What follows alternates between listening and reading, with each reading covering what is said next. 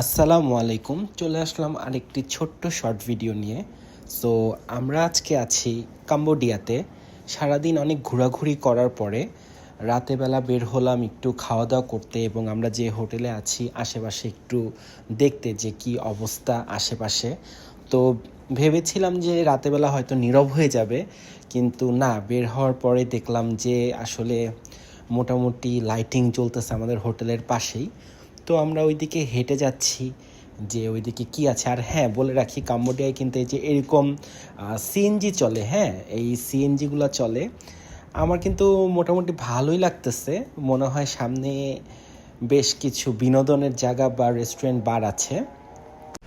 So আর একটু সামনে যাওয়া যাক। বাহ, বেশ সুন্দর তো।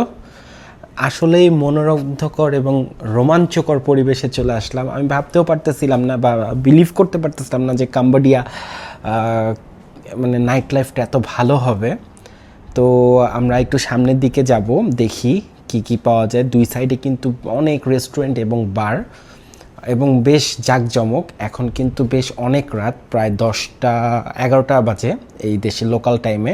এবং আমরা কিন্তু থাইল্যান্ড থেকে কাম্বোডিয়াতে এসেছি। সো থাইল্যান্ড যেরকম জমজমাট, আমি কিন্তু ভেবেছিলাম কাম্বোডিয়ায় যে আমরা রাতে বোরিং ফিল করব, কারণ আমরা ঘুরতে এসেছি, রাতে যদি বোরিং ফিল করি আসলে আমাদের নিজেদের কাছে খুব খারাপ লাগবে। বাট না, আমরা বাইরের জানলা থেকেই দেখলাম হোটেলের অনেক লাইটিং জ্বলতেছে। তো এসে দেখলাম এই অবস্থা। তো দেখুন একবার, এখানে সবাই কি সুন্দর ফরেনাররা ড্যান্স করতেছে। তো প্রত্যেকটা বার বা রেস্টুরেন্টেই কিন্তু এরকম খুব বিনোদন।